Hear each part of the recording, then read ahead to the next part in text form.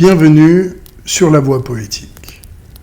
Je vous propose que nous commencions par une expérience physique. Vous êtes allongé, il fait nuit, et vous venez de vous réveiller. Vous en êtes absolument certain. Vous êtes réveillé. Vos yeux sont grands ouverts, et vous reconnaissez le plafond, votre plafond, le plafond de votre chambre, et la forme de la fenêtre dans le noir. Et vous ne pouvez pas bouger, pas un doigt. Vous ne pouvez pas même bouger la mâchoire. Votre corps ne vous appartient plus. Il est resté endormi tandis que votre conscience, elle, est revenue.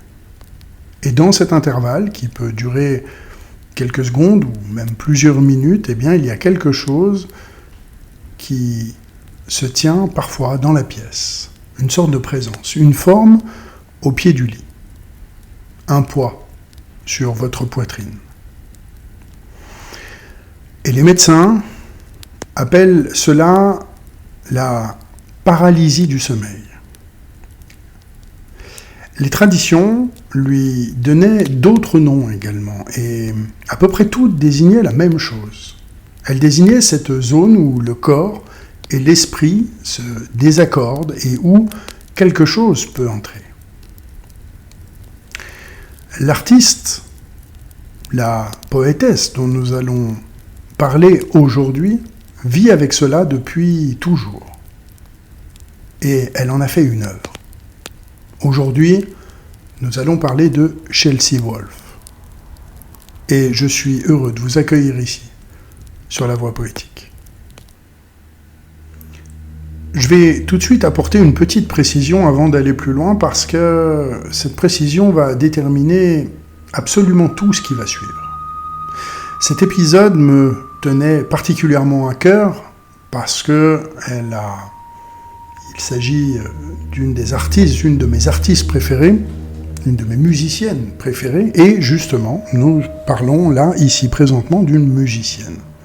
Elle n'a pas publié de recueil, et elle ne se présente pas elle-même d'ailleurs comme une poétesse. Et ses textes ne se laisseraient pas juger sur le même terrain que ceux des grands poètes ou poétesses qui sont présentés sur le site voixpoétique.com et sur le podcast que vous écoutez aujourd'hui.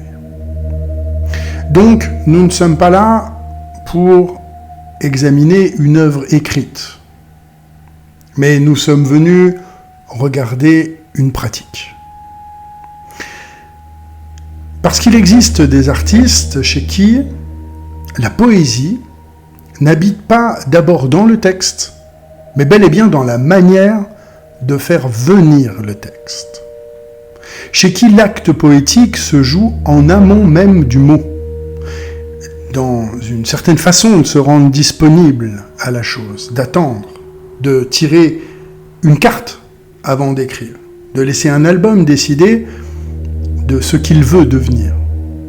Et cette façon-là possède une lignée, et elle a même des ancêtres. Elle appartient de plein droit à ce que nous explorons, me semble-t-il, mais la voie est libre. Ici, sur ce podcast et le site, depuis des années. Et donc, si vous acceptez de me suivre aujourd'hui, eh bien vous verrez que la trajectoire de cette femme dessine, sans qu'elle l'ait jamais formulée en ces termes, l'une des figures les plus anciennes de toute la tradition initiatique. Et si Chelsea Wolfe nous écoute, eh bien c'est avec un grand honneur que je la salue. Avec les traductions automatiques, maintenant on ne sait jamais. Rentrons maintenant dans cet épisode. Chelsea Wolfe naît en 1983 dans le nord de la Californie, dans la région de Sacramento, bien loin des villes où l'on fabrique les carrières musicales. Son père joue d'ailleurs dans un groupe de country, et il possède un studio à la maison où son groupe, répète et enregistre. L'enfant va donc grandir dans un lieu où la musique n'est pas un objet de consommation, mais bel et bien une sorte d'activité manuelle, avec plein de câbles, avec plein de micros, avec des reprises ratées et des harmonies qui se cherchent. Elle raconte même avoir été fascinée par ces harmonies et par le processus d'enregistrement lui-même. Son père lui enseigne quelques bases et lui installe un magnétophone 8 pistes sur lequel elle enregistrera pendant des années et qu'elle possède d'ailleurs encore. Mais avant tout cela, avant la guitare et le 8 pistes, il y a bel et bien autre chose. Avant la musique, dit-elle, ce sont les mots qui l'attiraient. Elle écrivait de la poésie déjà très jeune et elle a découvert qu'elle pouvait comprendre le monde à travers ces mots. Puis est venu un basculement, parce qu'elle s'aperçoit qu'elle peut mettre ces mots en musique. Et à partir de ce moment, tout ce qu'elle écrira va devenir chanson au lieu de rester poème. Eh bien, ce basculement, voyez-vous, mérite qu'on s'y arrête parce qu'il contient la clé de tout ce qui va suivre. Alors, que se passe-t-il exactement lorsqu'un poème devient chanson ? Quelque chose se perd et quelque chose se gagne. Et il faut être tout à fait précis sur les deux termes énoncés. Ce qui se perd tient à la densité. Le poème écrit peut se permettre la complexité syntaxique, l'enjambement, retort, la subordonnée qui suspend le sens sur 3 vers avant de le libérer. Il peut se permettre cela parce que le lecteur dispose du temps, qu'il peut revenir en arrière, qu'il peut relire, qu'il peut laisser sa vue même courir sur la page dans les deux sens. Et la chanson, elle, n'offre pas ce luxe. Elle avance à sa propre vitesse et elle n'attend personne. Et un auditeur qui perd le fil ne le retrouvera pas. D'où la simplification syntaxique, la brièveté des unités et la répétition, tous ces traits que l'on reproche parfois aux paroles de chansons quand on les lit à froid sur un écran. Ce qui se gagne à cet endroit tient, à mon sens, à autre chose, et c'est tout à fait considérable. La voix humaine peut faire à un mot ce qu'aucune typographie ne fera jamais. Elle peut le tenir, le briser, le murmurer si bas qu'on doute même de l'avoir entendu. Elle peut le placer sur un accord qui va immédiatement le contredire.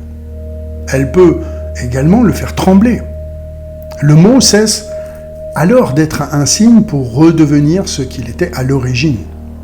Une vibration produite par un corps et reçue par un autre corps. Et c'est exactement ce que faisaient les rhapsodes grecs, ce que faisaient les récitants d'hymnes orphiques, dont je vous ai déjà parlé et je vous renvoie à l'épisode sur Orphée.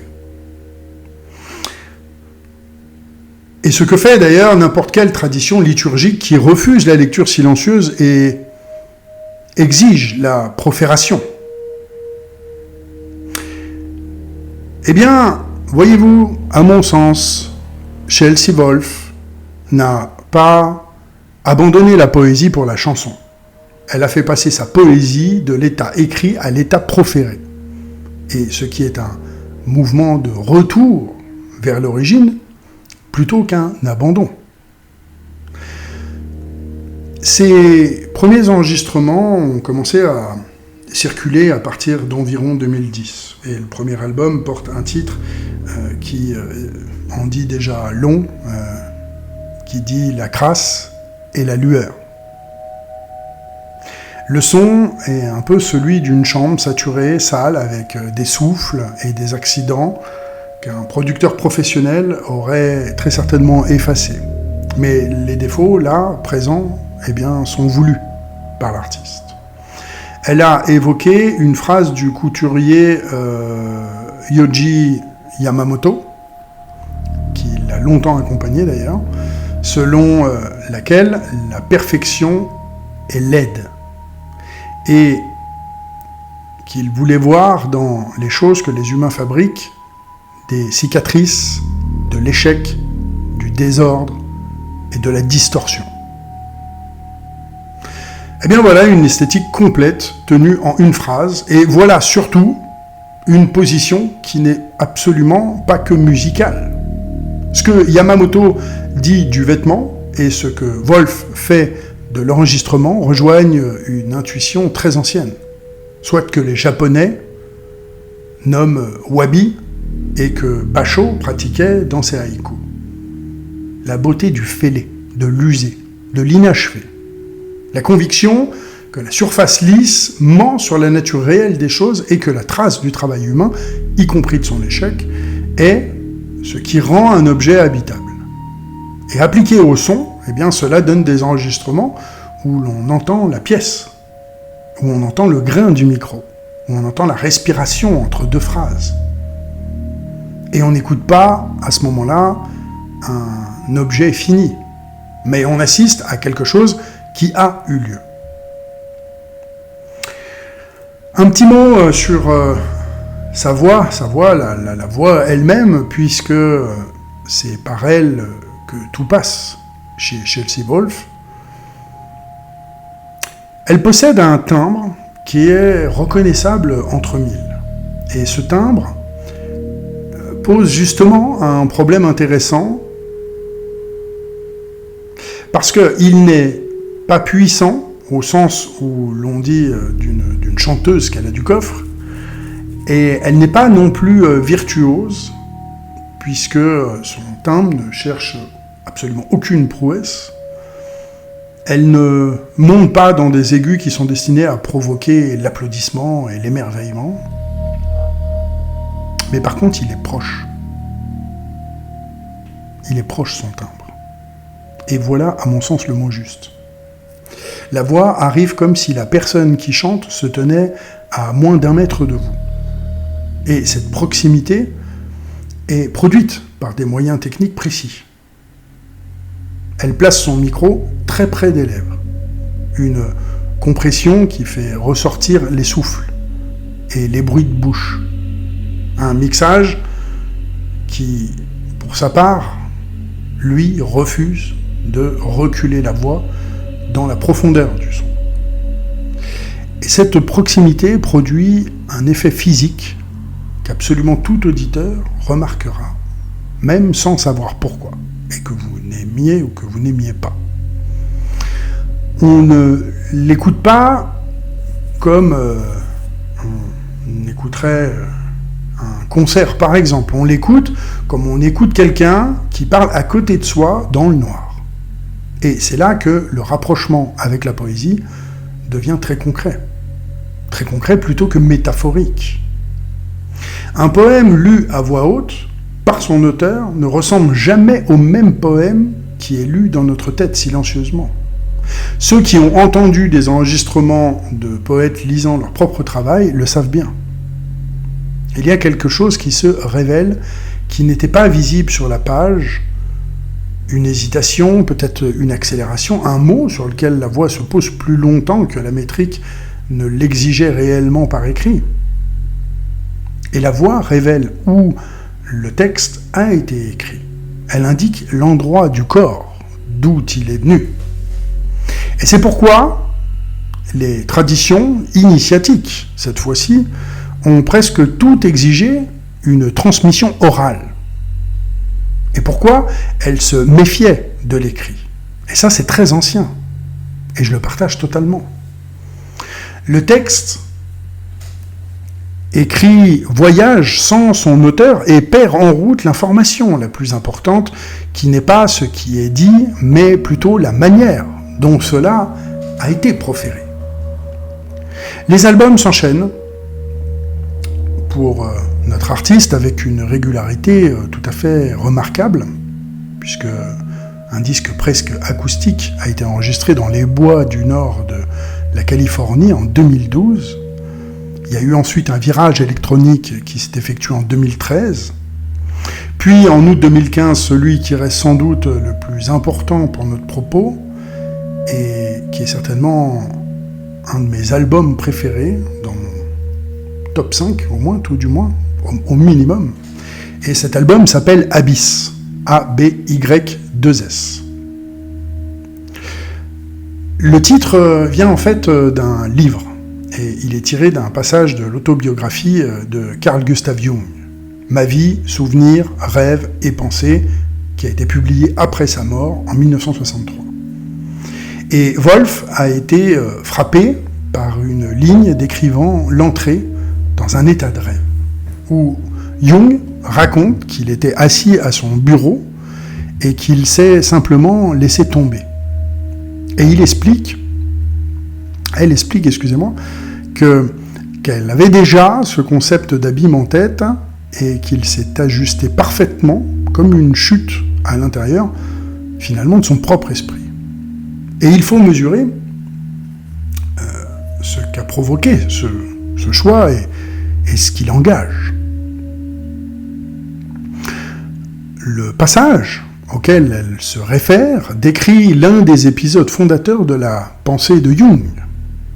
Cette période où le psychiatre suisse, dans les années qui suivent sa rupture avec Freud, entreprend délibérément de descendre dans son propre inconscient et de noter ce qu'il y rencontre.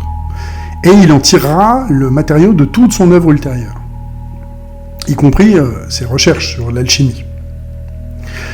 Choisir cette phrase comme titre d'un album, eh bien, c'est à mon sens se placer explicitement dans une forme de filiation, celle de la descente volontaire. Et je vous laisserai, je ne peux pas vous transmettre là comme ça, mais cherchez sur Internet ou sur vos plateformes d'écoute musicale et ce titre de Chelsea Wolfe, cet album, Abyss, et vous pourrez en admirer aussi la pochette qui viendra totalement coller et renforcer mon propos d'aujourd'hui. Cet album est donc construit autour de la paralysie du sommeil dont elle souffre depuis son enfance. Les troubles du sommeil et du rêve l'ont suivi absolument toute sa vie. Et elle a voulu que le disque produise la sensation qu'on éprouve en rêvant. Quand on se réveille brièvement, puis qu'on retombe dans le même rêve, plongeant d'un coup dans son propre inconscient. Elle a décrit ailleurs ce territoire comme un au-delà brumeux, comme un orage renversé, un envers obscur, comme l'abîme du temps. Je vais m'arrêter consciemment sur ces images parce qu'elles sont d'une justesse rare et magnifique. Un orage renversé. Vous voyez immédiatement ce que cela signifie, et pourtant, l'expression n'existe absolument pas. Elle vient d'être fabriquée sous vos yeux et dans vos oreilles. Parce que c'est le mécanisme même de l'image poétique. Deux termes qui n'ont pas l'habitude de se fréquenter produisent en se rencontrant une perception nouvelle, irréductible à chacun d'eux. Et voilà ce que je voulais vous montrer en commençant cet épisode. Chelsea Wolfe ne construit pas des vers, mais elle construit des images. Et l'image est l'unité de base de la poésie, bien avant le vers, et bien avant la rime, et bien avant toute forme fixe d'ailleurs. Ce que la paralysie du sommeil apporte à cette œuvre dépasse à mon sens la simple anecdote médicale, parce que cet état possède une caractéristique qui devrait retenir l'attention de quiconque s'intéresse aux traditions contemplatives. Il installe en fait la conscience dans un lieu qui n'existe pas dans l'expérience ordinaire. Ni le sommeil, ni la veille. Ni le rêve, ni même la réalité. Une sorte d'entre-deux où les lois des deux régimes se mêlent et où l'on éprouve, sans aucune préparation ni aucun choix d'ailleurs, quelque chose que les mystiques cherchent parfois pendant des décennies. Dans la tradition indienne, ils ont nommé et cartographié ces états intermédiaires avec une très grande précision qui, je trouve, encore d'ailleurs étonnant. Le bouddhisme tibétain, pour sa part, a construit toute une littérature autour du bardo, qui est un intervalle, en fait, entre deux états d'existence où la conscience, privée de ses repères habituels, rencontre des formes qu'elle prend pour extérieures alors qu'elle émane d'elle. Wolf n'a pas cherché ces états. Ils lui ont été imposés plusieurs fois par mois depuis l'enfance et sans qu'elle ait absolument rien demandé. Et la chose magnifique, c'est qu'elle en fait de la musique. Et il y a là une question qui traverse une grande partie de l'histoire de l'art et que cet épisode, malheureusement, ne résoudra pas, mais qu'il serait, à mon sens, malhonnête de contourner aujourd'hui. Je vous pose la question ouvertement, n'hésitez pas à me répondre en m'écrivant, soit par mail, soit par courrier, soit dans des commentaires à droite à gauche sur les différents supports. Faut-il souffrir pour créer ? Faut-il souffrir pour créer ? Ma réponse honnête est non. Parce que la souffrance ne produit rien par elle-même. Elle stérilise plus souvent qu'elle ne féconde au final. Et l'immense majorité des gens qui souffrent ne créent rien parce qu'ils sont trop occupés à survivre. L'idée romantique de l'artiste maudit a fait énormément de dégâts, je pense, et en particulier chez les jeunes gens doués qui ont cru devoir se détruire pour mériter leur don. Mais il existe autre chose de plus modeste et de plus vrai. Certaines expériences déplacent le point de vue. Elles font voir des choses que l'existence ordinaire ne montre pas. Et celui qui les traverse se trouve en possession d'un matériau que les autres n'ont pas. Matériau dont il peut faire quelque chose ou ne rien faire du tout d'ailleurs. Wolf a fait quelque chose de son insomnie et de ses paralysies. Et elle a transformé une forme de pathologie en un instrument de connaissance. Eh bien, voyez-vous, c'est très exactement ce que la tradition hermétique appelle l'opération, la transmutation du plomb en or, à ceci près que le plomb, ici, était sa propre nuit. En septembre 2019, va apparaître un disque tout à fait différent, et qui est certainement un des plus beaux. Il s'intitule « Birth of Violence », la naissance de la violence. Elle vient d'arrêter la tournée permanente qui occupait sa vie depuis maintenant quelques années, et elle s'est installée dans une maison du nord de la Californie, et elle a enregistré là, dans un studio improvisé, un album qui était presque entièrement acoustique. Je vous le recommande chaudement. Et elle raconte que ces chansons acoustiques venaient à elle dans les moments difficiles comme une forme de consolation personnelle, et qu'elle a donc décidé de bloquer une grande partie de l'année pour faire ce disque et se consacrer à sa propre guérison. Et elle a d'ailleurs ajouté qu'il n'était pas facile d'arrêter un train en marche, ni même agréable d'annoncer à ses musiciens et à son équipe qu'on a soi-même besoin d'une pause. Et le titre a une histoire que j'aime beaucoup. Elle possède une petite collection de dictionnaires, anciens et récents, minuscules et énormes, et quand elle hésite sur un mot, pour un titre, eh bien elle aime consulter ce que chacun d'eux en dit. Après avoir trouvé le titre, elle se sentait mal à l'aise avec le mot « violence ». Jusqu'à ce qu'elle tombe sur une définition qui le donnait comme force d'émotion, ce qui lui a évoqué la colère d'une femme montant en elle et la façon dont cette colère peut indiquer ce qui a besoin d'être guéri.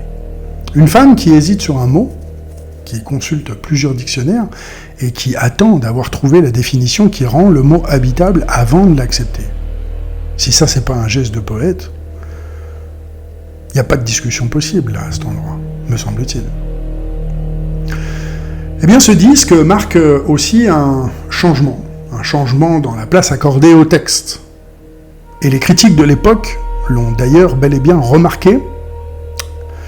Sur les albums précédents, les mots se dissolvaient dans la masse sonore et ils faisaient partie de la texture au même titre que la basse ou la réverbération. Et ici, la guitare acoustique se retire. La percussion se réduit à quelques frappes lointaines et la voix se retrouve devant, exposée, sans rien pour l'abriter. Les mots deviennent à ce moment-là audibles. Et l'on découvre ce que l'on soupçonnait sans pouvoir le vérifier, à savoir qu'il y avait bien un texte sous la masse, avec ses images, ses figures, sa cohérence propre au fond. La route comme mer, l'obscurité américaine, la terre appelée par son nom allemand, une femme qui reprend à des mains puritaines et vieilles le droit de dire ce qu'est une femme. Ce disque est celui où la poétesse d'origine est tout d'un coup remontée à la surface. 20 ans après avoir cessé d'écrire des poèmes pour écrire des chansons, elle laisse à nouveau, à ce moment-là, les mots occuper le premier plan. Et il faut mentionner un homme dont le nom revient sur presque tous ses disques depuis maintenant 15 ans, et il s'appelle Ben, alors je sais pas trop comment ça se dit, mais Chisholm. Ouais, Ben Chisholm. C'est un multi-instrumentiste qui est co-auteur des chansons, c'est un ingénieur, et il est présent depuis le 2e album, et associé à la fabrication de presque tout ce qu'elle a produit ensuite. Sur le disque acoustique de 2019, alors qu'elle avait d'abord envisagé de travailler entièrement seule, eh bien, elle a fini par le faire venir. Et elle explique que le projet initial était extrêmement dépouillé, parce qu'il y avait guitare et voix avec à peine quelques ajouts. Mais qu'à mesure que la chanson se rassemblait, l'ensemble lui a paru un peu solitaire et que les chansons elles-mêmes semblaient lointaines, comme si elles avaient besoin d'un décor où habiter. Cette phrase-là, elle mérite à mon sens d'être entendue par quiconque écrit. Les chansons avaient besoin d'un décor où habiter. Elles étaient là, complètes en un sens, et pourtant elles flottaient sans avoir de lieu. Il leur fallait un espace, il leur fallait une résonance, il leur fallait quelque chose autour d'elles. Je pense que tout écrivain connaît cette expérience sous une autre forme. Le texte juste posé dans le vide ne fonctionne pas. Il lui faut un environnement, il lui faut un contexte, il lui faut un avant et il lui faut un après. Ce que la typographie appelle les blancs et que la musique appelle l'arrangement. Le silence autour d'une phrase fait partie de la phrase. Un poète comme Bobin le savait bien d'ailleurs, parce que ces fragments respirent, parce qu'ils sont entourés de vide. Wolf a, à mon sens, redécouvert cela dans un studio improvisé du nord de la Californie, en constatant que ses chansons nues avaient l'air un petit peu perdues. Et il faut maintenant parler de sa pratique, parce que c'est là que cet épisode rejoint le cœur de ce que nous explorons depuis toujours ensemble, enfin depuis toujours, depuis que le podcast existe du moins. Elle a expliqué avoir progressivement intégré à son écriture une pratique de sorcellerie. Nous ne sommes pas des sorciers, nous, quoique. Elle a intégré une pratique de sorcellerie en suivant les cycles des saisons et de la lune. Et qu'elle a commencé à en parler davantage parce que cela a été une chose positive et merveilleuse dans sa vie.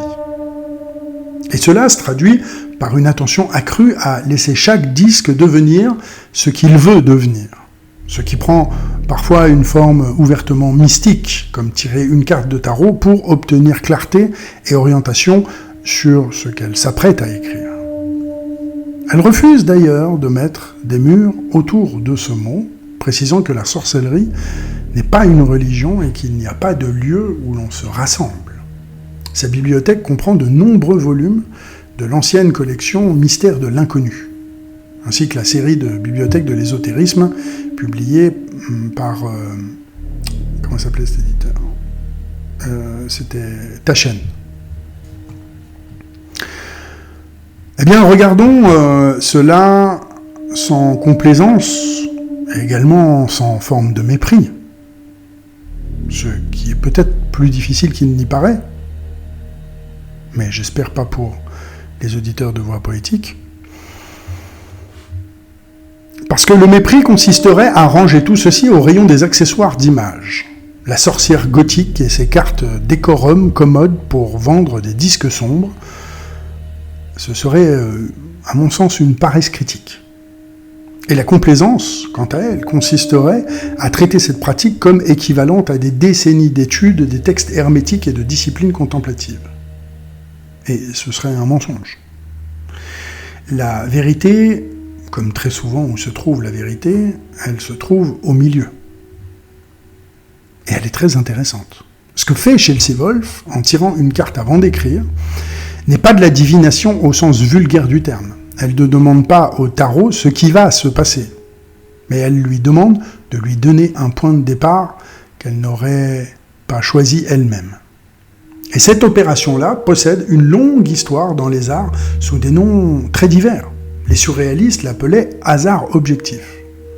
Et l'ont pratiqué d'ailleurs, avec le cadavre esquis et l'écriture automatique. John Cage jetait les tiges du Yiking pour composer. Brian Eno a fabriqué un jeu de cartes portant des instructions obliques pour débloquer les musiciens en studio.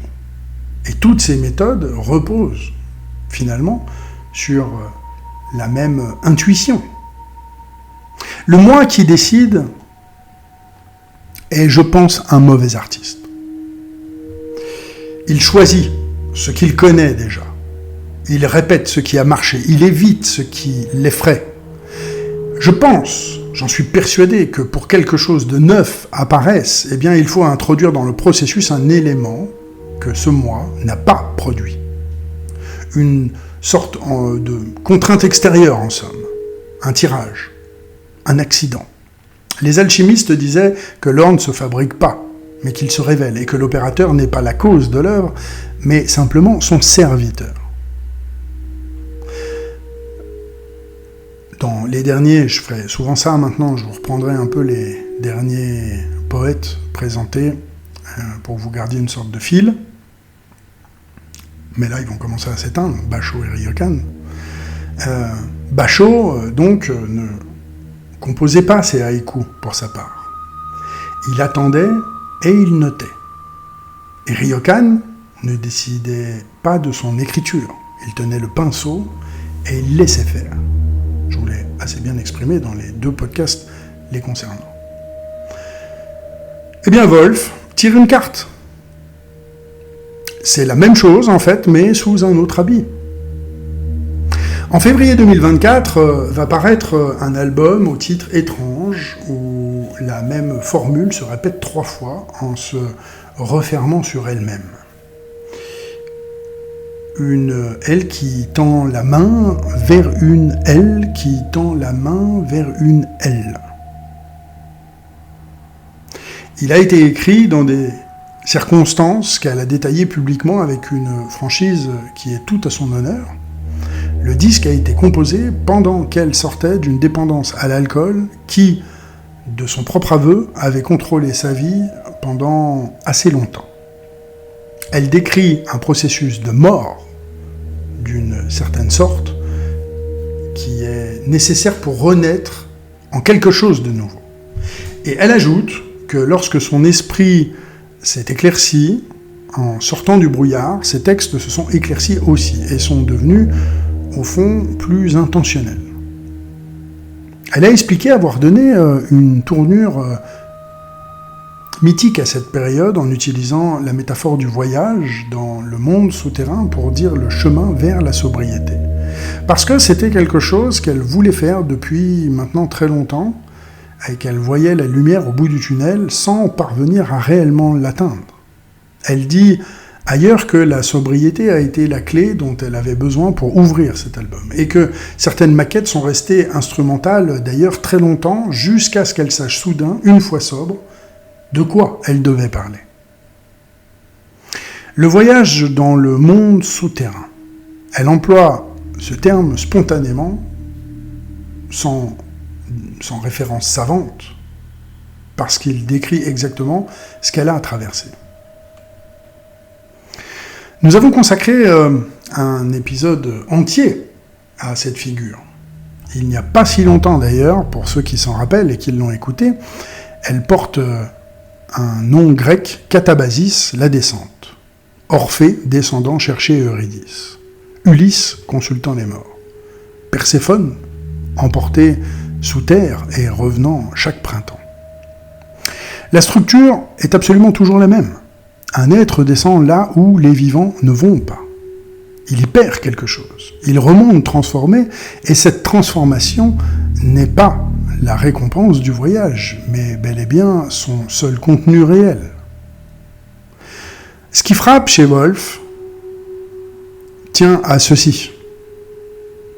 Tient au fait qu'elle n'a pas plaqué cette métaphore sur son expérience après coup pour la rendre présentable. Elle l'a employée pendant comme instrument de traversée.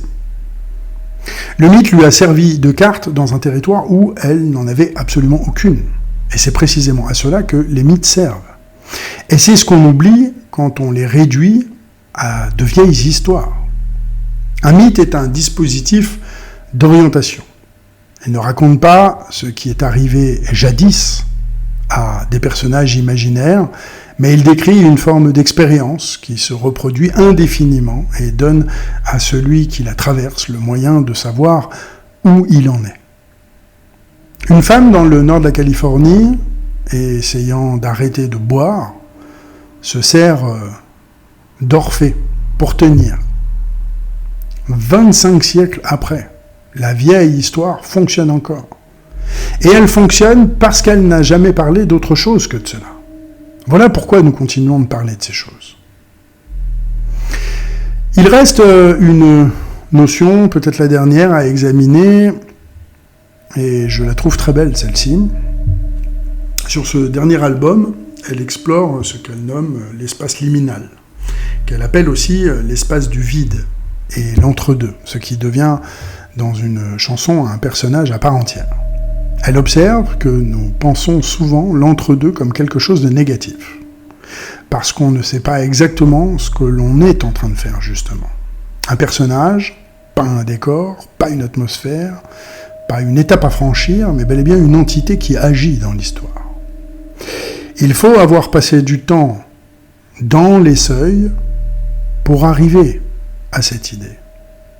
Le mot liminal vient du latin limen, qui désigne le seuil de la porte, la pierre que l'on franchit en entrant. Les anthropologues l'ont repris pour décrire la phase centrale des rites de passage, qui sont des moments où l'initié n'est plus ce qu'il était et pas encore ce qu'il va devenir. Un adolescent qui n'est plus un enfant sans être un adulte. Un mort qui n'est plus vivant sans être encore installé dans son nouveau statut. Et toutes les sociétés traditionnelles ont entouré ces phases de rituels très précis parce qu'elles savaient que ce sont les moments les plus dangereux et les plus féconds de l'existence, au fond. Les nôtres ont supprimé les rituels sans supprimer les seuils. Et nous traversons donc ces passages sans carte, en croyant qu'il s'agit de périodes vides à franchir le plus vite possible. Faire de l'entre-deux un personnage, eh bien, c'est lui rendre sa dignité quelque part. C'est dire qu'il n'est pas l'absence de quelque chose, mais bel et bien une présence à part entière avec ses lois et avec son enseignement. Et voilà, je crois, ce qui unifie l'ensemble de son œuvre. Reprenons. La paralysie du sommeil entre veille et sommeil. Le titre emprunté à la chute de Jung dans son propre esprit entre conscience et inconscience. La sobriété comme descente et remontée, entre deux états d'un même être. Le mot violence, redéfini comme force d'émotion, entre destruction et guérison. L'enregistrement volontairement imparfait, entre l'objet fini et l'accident, et pour finir, le seuil lui-même érigé en personnage. Une œuvre entière a été construite dans les intervalles. C'est magnifique. Chelsea Wolfe est une artiste du seuil. Il va falloir d'ailleurs qu'elle se procure mon recueil de poésie qui sortira très bientôt, puisque le seuil fait partie du titre et habite l'ensemble d'ailleurs du recueil. C'est une artiste du seuil au sens le plus strict et le plus ancien selon moi. Parce que c'est pas une artiste sombre, ce qui est là une étiquette commerciale et ne dit, à mon sens, presque rien. C'est une artiste qui a passé 15 ans à habiter les zones où les choses ne sont ni tout à fait l'une, ni tout à fait l'autre. Et on a rapporté tout un lot d'images qu'elle nous transmet à travers sa musique. Ah non, il y a un dernier territoire, d'ailleurs, que j'avais écrit là-dessus. Il y a un dernier territoire, je pense, avant de conclure, qu'il faut que nous traversions encore. Et c'est celui du lieu. Le nord de la Californie n'est absolument pas Los Angeles. J'ai visité moi-même il y a 2 ans de ça et je l'ai parcouru de long en large. Donc j'ai pu en goûter les territoires, les paysages. Et cette différence, à mon sens, gouverne beaucoup de choses sur le personnage. Parce qu'il s'agit d'une région de forêt, de séquoias et de brouillard persistant. De petites villes qui vivent mal depuis la fermeture des scieries, de routes qui traversent des étendues où l'on ne croise personne pendant des heures, parfois même des jours. C'est une Amérique qui ressemble davantage à celle des balades anciennes que celle des industries culturelles. Wolfe a quitté cette région pour Los Angeles au début de sa carrière, comme il se doit, et elle y est retournée s'installer quelques années plus tard. Et ça, c'est plus rare. Et ce retour se lit dans sa musique. Le disque acoustique de 2019 est traversé de motifs qui viennent directement du fond folklorique américain. La route, le voyage, la femme seule sur un chemin. Une certaine façon de gratter une guitare qui remonte aux Appalaches et aux enregistrements de terrain du début du XXe siècle. Mais ce fond est retourné comme un gant. Dans la ballade traditionnelle, la femme est le plus souvent l'objet du récit, celle qu'on aime, celle qu'on abandonne, celle qu'on tue au bord de la rivière, et dont on chante la mort avec attendrissement. La tradition folklorique américaine et britannique est saturée de ces meurtres chantés que l'on continue d'interpréter dans les festivals sans toujours mesurer ce que l'on répète. Et chez Wolfe, la femme tient la guitare et raconte elle-même. Elle est le sujet du récit. Elle marche sur la route au lieu d'y être trouvée morte.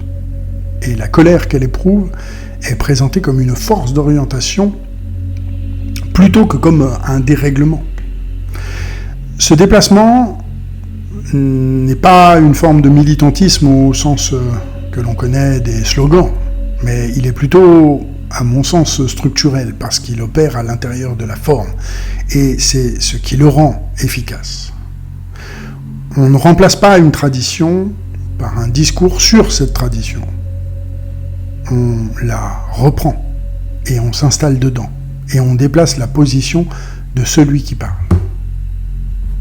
Et les poètes ont toujours procédé ainsi. Louise Labbé, qui a écrit des sonnets amoureux dans une forme qui était réservée aux hommes, qui chantaient les femmes. Je pense aussi à Emily Dickinson, qui a écrit des hymnes protestants dont le destinataire est absolument incertain, Anna Akhmatova, qui a pris en charge la parole d'un peuple entier depuis une file d'attente devant une prison. Pour deux d'entre elles, Dickinson et Akhmatova, je vous renvoie aussi également vers les épisodes de podcast sur voixpoétique.com, puisque je vous les ai déjà présentés, si vous ne les avez pas déjà écoutés. Donc on habite la forme, et on la fait pencher.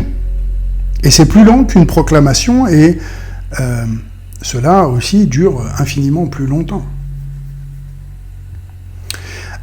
Alors, poétesse. Je vous dois maintenant une réponse claire, après tout le chemin que nous avons parcouru, et je vais vous la donner sans vous arrondir les angles. Si l'on entend par poétesse une femme dont les textes tiennent seuls sur la page et supportent l'examen mot à mot, eh bien la réponse est non. Chelsea Wolfe n'est pas une poétesse.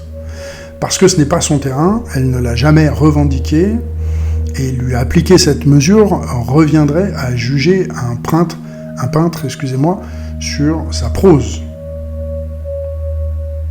Si l'on entend par poétesse, en revanche, une femme qui a commencé par écrire des poèmes et qui a transformé cette pratique dans un autre médium, sans la renier, et qui construit par image plutôt que par argument, qui hésite sur un mot en consultant plusieurs dictionnaires, qui se rend disponible à ce qu'elle n'a pas prémédité, et dont le matériau est l'expérience directe des états de seuil, alors oui, sans aucune hésitation, Chelsea Wolfe est une poétesse. Et il me semble que la seconde définition est, selon moi, la plus intéressante, mais bien plus intéressante que la première. Nous avons pris l'habitude en Occident de confondre la poésie avec ses supports, le livre, la page, le verre imprimé. Mais la poésie a vécu des millénaires sans livre.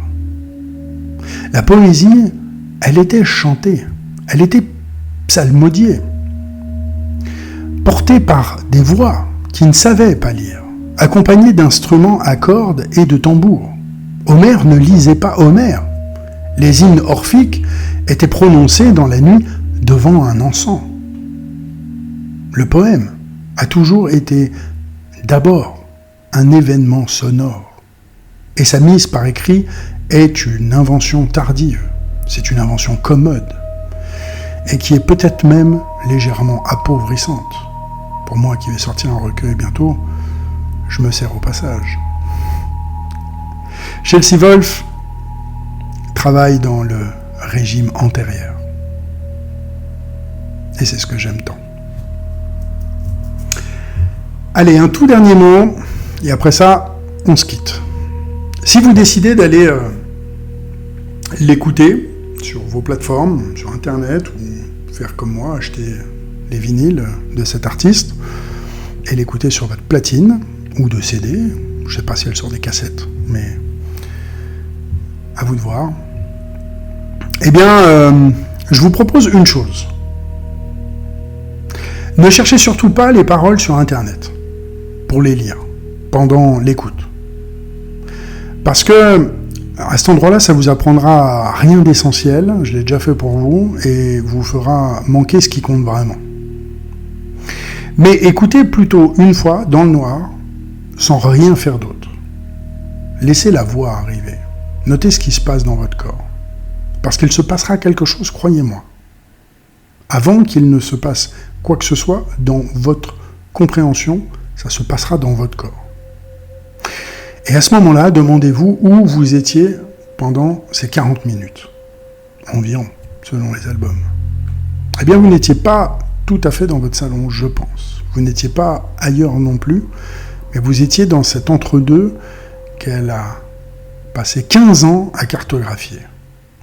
Et où elle vous attendait, je pense. Et c'est cela, un seuil. Un lieu où quelqu'un vous attend. Et la poésie, depuis toujours, n'a jamais fait autre chose que fabriquer de tels lieux et s'y tenir patiemment en attendant que quelqu'un vienne.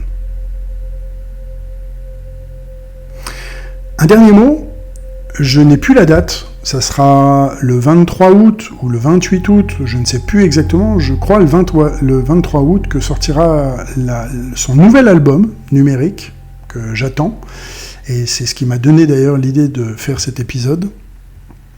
Et le format physique de l'album sortira dans le courant septembre. Ce podcast, de toute façon, marquera la date de la sortie de l'album. Vous pourrez aller l'écouter sur les plateformes dès que vous aurez fini d'écouter cet épisode qui sortira le matin de la sortie de l'album. Voilà, c'est bien coordonné, ça donne du sens aux choses, j'aime bien ça. Allez l'écouter, puisque j'ai déjà écouté quelques titres sur YouTube et qu'il me semble bien que cet album va être majeur et magnifique. C'était ici Chelsea Wolfe sur les ondes de voixpoétique.com. Chelsea Wolfe, une artiste des intervalles, venue à la musique depuis les poèmes de son enfance et n'ayant jamais tout à fait quitté ce point de départ. Et je vous remercie, nous vous remercions avec Chelsea Wolfe de nous avoir accompagnés jusqu'ici sur la voie poétique. Et c'était David pour le podcast de voixpoétique.com.